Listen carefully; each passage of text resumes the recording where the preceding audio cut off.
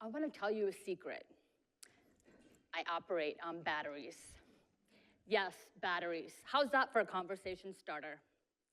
These two little pouches are with me at all times because my daily activities or interactions depend on them to keep my charged and uncharged batteries organized for me. Now, standing here, I probably look like an average, typical person, but that's just the thing, that you can't tell so much about someone just from looking at them. So, for example, you can't tell just by looking at me that I'm a farm girl from Britain, South Dakota, and thanks to a corporate career, I've been able to travel the world and live on 3 continents. You also can't tell just by looking at me that after 14 years in the corporate arena, I decided to do a complete career change, and now I run my business from the south of France where I live with my husband and our little dog. But the main thing you can't tell just by looking at me is that I'm deaf, and that's where the batteries come in. Now, let me clarify for you just how deaf I am when the batteries run out. If someone were to stand behind me and bang 2 pots together, I wouldn't even flinch. I wouldn't even know that they were there. But it wasn't always the case. In fact, I was born with normal hearing, to normal hearing parents, and I learned how to speak normally. But in 1st grade, I went with the rest of my class to have my hearing tested at the beginning of the school year, and my parents were notified that I had a slight hearing loss, but they were assured that it wouldn't get any worse. But over the course of the next 15 years, I slowly lost all of my hearing. Helen Keller, who was both blind and deaf, said that if given the option, she would choose to be blind over being deaf. Because while blindness cuts you off from things, deafness cuts you off from people. And that was certainly my experience. As my hearing became diminished, I became diminished. As I lost more hearing, I felt more isolated, disconnected, and alone. And particularly in those later years, while even though I had taught myself how to lip read, it was still really frustrating and exhausting trying to keep up with conversations. And when I lost the ability to use the phone, I lost a huge part of my independence. Now, this was back in the late 90s, so that was before email and texting, and so connecting with people through the phone was really the only way that we could do it. Now, at the beginning, my parents were told that all that could be done was to monitor it. And so that meant that once per year, I would travel, go to an audiologist for a hearing test. And as the years went on, every time I did that, it would have gotten worse. Now, from the start, I never wanted to talk about it. I was so embarrassed about it, I didn't want anybody to know. But growing up in a town of 1,200 people, everybody knew. But I still never wanted to talk about it. And I think in hindsight, it was a coping mechanism for me because I felt like I was so helpless in the situation, but if I didn't talk about it, somehow it wasn't really happening. So for 364 days of the year, we ignored the elephant in the room. But the one day of the year when I had to have my hearing tested, I had to face it. And I dreaded that day. I can remember, being from a rural area, going to the audiologist meant having to travel at least 2 hours, usually one way in the car. And I can just remember sitting in the back seat, just filled with dread and on pins and needles and feeling anxiety from the certain news that I was going to get that my hearing had progressed, or my hearing loss had progressed. And so I would try to distract myself by reading a book, but pretty soon my thoughts were consumed with questions like, why is this happening to me? What am I doing, or what am I not doing to cause this? My parents took me to so many places over the years, so many professionals to try to figure out why it was happening. And every time we were told the same 2 things. We have no idea why this is happening, and we've never seen this type of hearing loss in a child. Now, to me, the message I received was that I was flawed, that I was fundamentally broken. And every year, every visit to the audiologist went the same way, the same routine. I would be brought into the soundproof booth, which is kind of like a vault. I mean, I could touch my arms out on both sides and feel the walls. It felt almost like a standing coffin. The audiologist would come in and put me in a chair and hand me a button to press when I heard a sound. They would put these big earphones over my head, and then she would walk out and she'd pull this bolt door closed so heavy the floor would vibrate. And then I would be in there alone with my thoughts, and the mind games would kick in. Did I really hear that sound? Did I think I just heard that sound? Was that another sound, or was that not? It was like playing Russian roulette with that button, and all the while knowing in my gut that I was going to get bad news when I came out. Now, when the test was finally over, the audiologist would come in and remove all of the equipment, and I would walk out into the office next. And the absolute worst thing about that day was always that I knew when I walked into that adjoining office that I would find my mom sitting in a chair crying. And I hated myself in those moments for causing her that pain and that grief, and in my child's mind, disappointment. Now, I know as an adult that she was just as terrified and probably felt just as helpless as I did, but what I felt was that I was somehow letting her down. And that brought incredible shame. The other thing that happens when you lose your hearing is you lose your speech. And by about middle school, my speech was noticeably different. And there was a boy in my class who loved to point that out as much as possible. So whenever he would hear me speak, he would really loudly make the sound of the teacher in the Charlie Brown cartoons. Blah, blah, blah, blah, blah, blah, blah. I would just pray for the floor to open up and take me in those moments.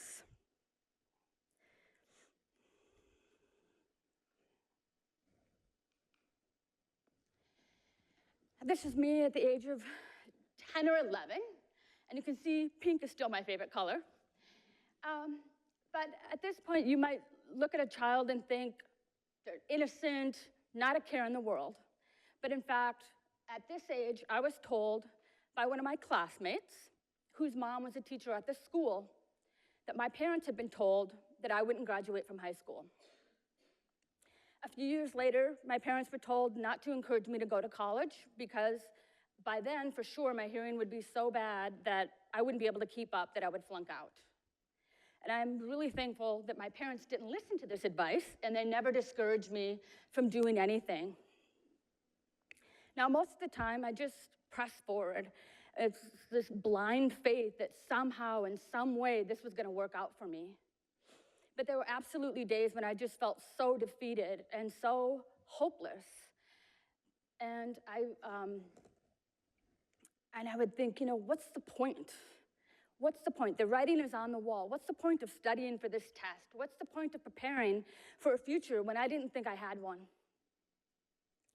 About midway through high school, I made a decision that when that day would come, I would take my own life.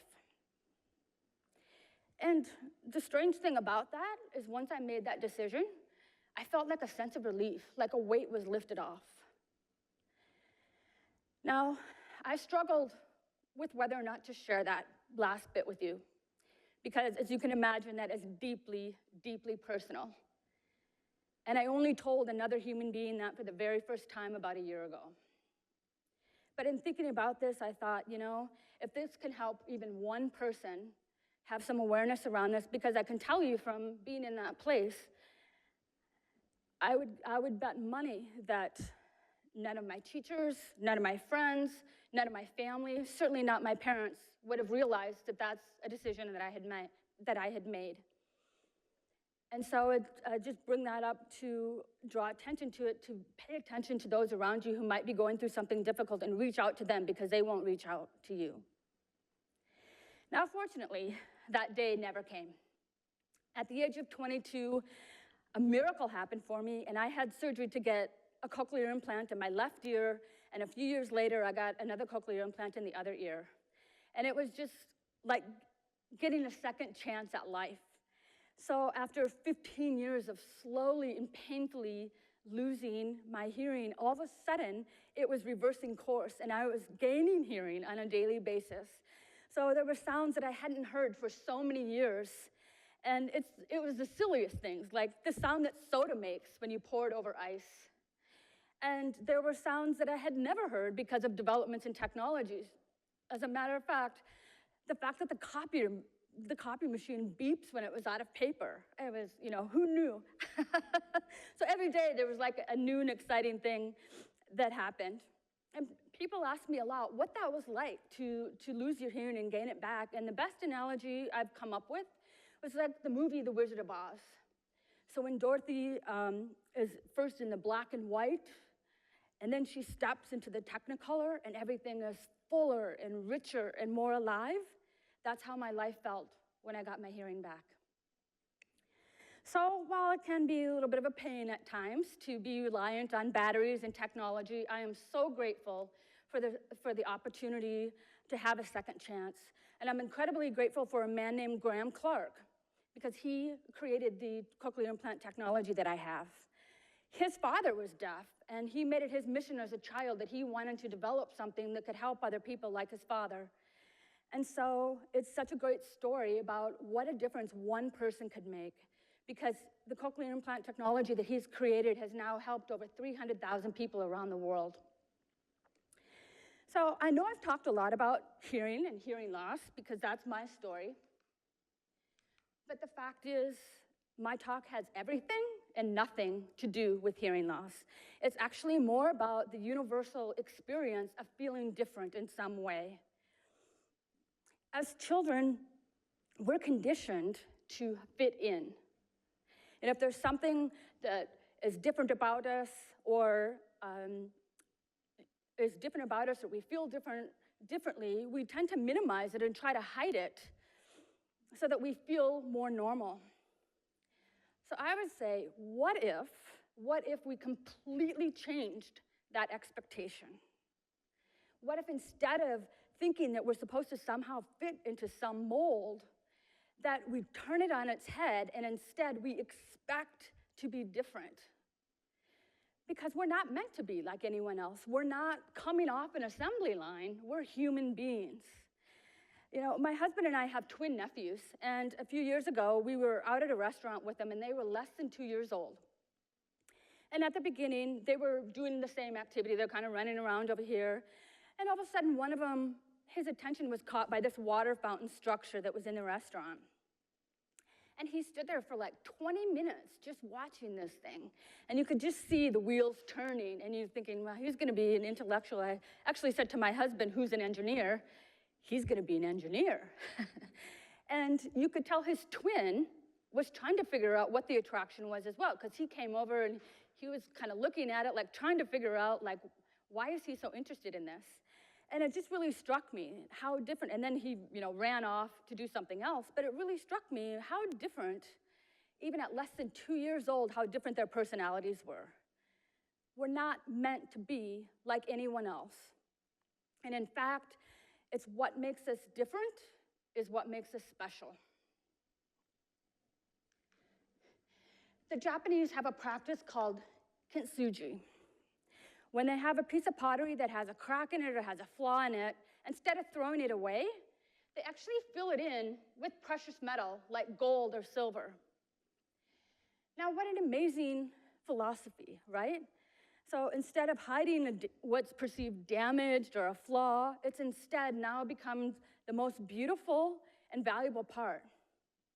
And it really is the same for us as human beings, because it's the things that shape us, the experiences that we each have, that really bring our most valuable parts of us to the surface.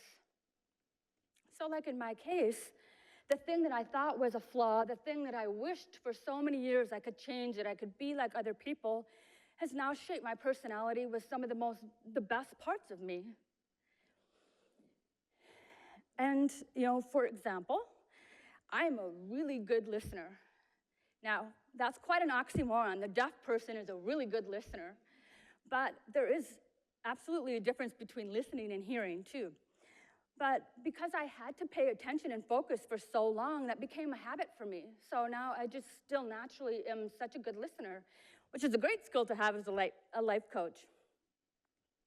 But I also know that if I hadn't gone through what I did, I wouldn't be as compassionate as I am and as in tune with other people's feelings. This past summer, I was having a chat with one of my dearest friends in the world. I've known her since I was in 4th grade.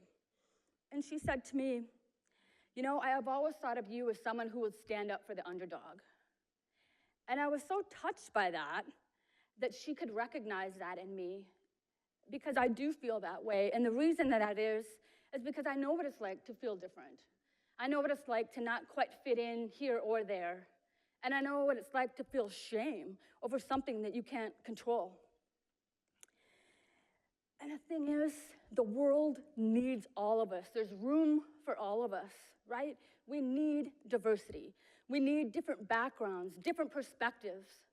We need different ideas, different gifts, and different talents.